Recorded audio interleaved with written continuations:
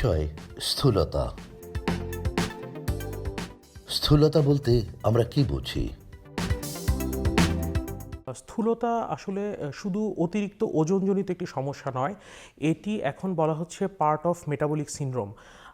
শরীরে কোনো কারণে নির্ধারিত মাত্রার চেয়ে বেশি ওজন হয়ে গেলে এটি যে সকল সমস্যা সৃষ্টি করে থাকে তাকেই সম্মিলিতভাবে স্থূলতা বলা হয়ে থাকে, এবং এটাকে এখন বলা হচ্ছে মেটাবলিক সিনড্রোম। মেটাবলিক সিনড্রোমের মধ্যে স্থূলতাও অন্তর্ভুক্ত, সাথে রক্তে এবং শরীরে অতিরিক্ত চর্বি এবং হচ্ছে ইনসুলিন রেজিস্ট্যান্স এগুলোও অন্তর্ভুক্ত। স্থূলতা কিভাবে নির্ণয় করা হয়? স্থূলতা নির্ধারণের স্বীকৃত পদ্ধতি হচ্ছে বডি মাস ইন্ডেক্স বা বিএমআই। এটা খুব সহজেই নির্ধারণ করা যায়। ওজনকে বা হাইট ইন সেন্টিমিটার, মানে weight in kg divided by height in centimetre, এটা করলে আমাদের বিএমআইটা চলে আসবে।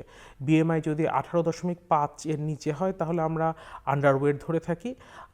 যদি হচ্ছে 18.5 থেকে 25 পর্যন্ত হয়ে থাকে সেক্ষেত্রে নর্মাল ধরে থাকি, এবং যদি 30 পর্যন্ত হয়ে থাকে ওভারওয়েট, 30-এর উপরে গেলে ওবেসিটি।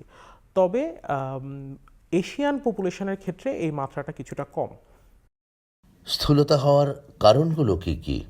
স্থূলতার কারণ আসলে অনেকগুলো। এটা শুধুমাত্র যে খাদ্যাভ্যাস জড়িত সেটা না, যদিও খাদ্যাভ্যাস এটাতে একটি বড় ভূমিকা রেখে থাকে।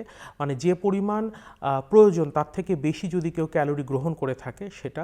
দ্বিতীয়ত হচ্ছে সেডেন্টারি বা বসে কাজ করা, যেটা সেডেন্টারি লাইফস্টাইল, কায়িক পরিশ্রম কম করা।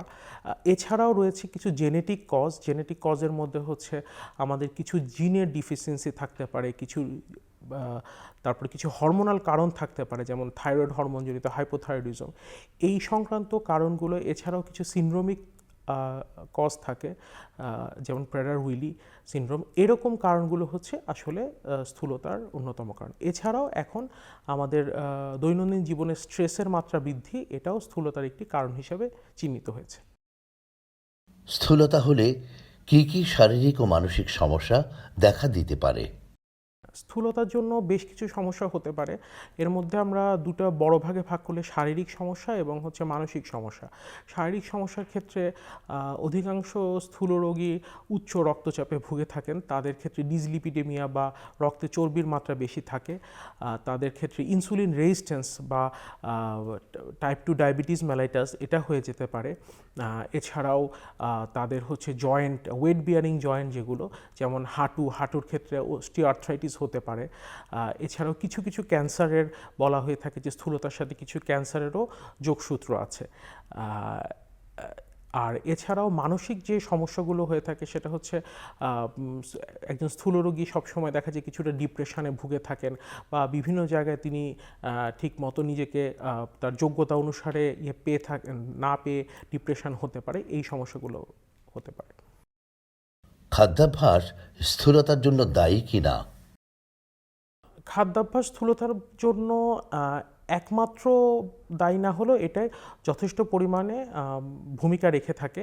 খাদ্যাভ্যাসের ক্ষেত্রে যেটা দেখা যাচ্ছে, আমাদের প্রয়োজনের চেয়ে অতিরিক্ত পরিমাণ ক্যালোরি গ্রহণ বা রিফাইন্ড সুগারগুলো যদি বেশি গ্রহণ হয়ে থাকে, এখন যেমন বিভিন্ন ফাস্ট ফুডে বা হচ্ছে কোল্ড ড্রিঙ্কসে আমাদের জনগোষ্ঠী আসক্ত হয়ে পড়ছে, এই জিনিসগুলো স্থূলতা বাড়াতে ভূমিকা রেখেছে। স্থূলতার চিকিৎসা পদ্ধতি কি?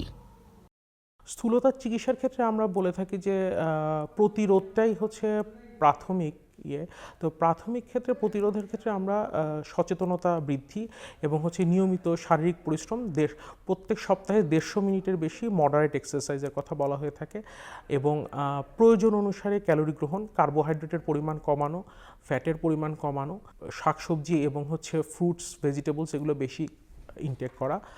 আর এরপরও যদি স্থূলতার মাত্রা বেশি হয়ে থাকে সেক্ষেত্রে আমাদের চিকিৎসা পদ্ধতির মধ্যে আছে ওষুধ এবং সার্জারি। তো ওষুধের মধ্যে এখন স্বীকৃত হচ্ছে সেমাগ্লুটাইড। এটি ইনজেক্টেবল ফর্মে পাওয়া যায়।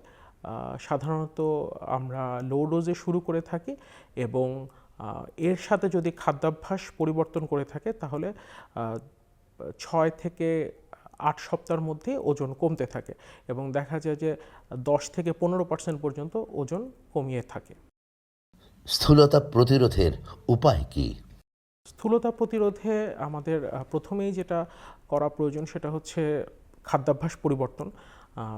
রিফাইন্ড সুগার, তারপরে হচ্ছে ফাস্ট ফুড, তারপরে কোল্ড ড্রিঙ্কস, এই টাইপের জিনিসপত্র অ্যাভয়েড করা, শাকসবজি বেশি বা ফাইবার জাতীয় জিনিস বেশি খাওয়া, নিয়মিত শারীরিক পরিশ্রম করা, স্ট্রেস কমানো, এই জিনিসগুলো করা যেতে পারে। আর যদি আন্ডারলাইং কোনো সমস্যা থেকেই থাকে, যেমন হরমোনজনিত বা এই সংক্রান্ত, সেক্ষেত্রে দ্রুত এটা ডায়াগনোসিস করে তার চিকিৎসা গ্রহণ করা।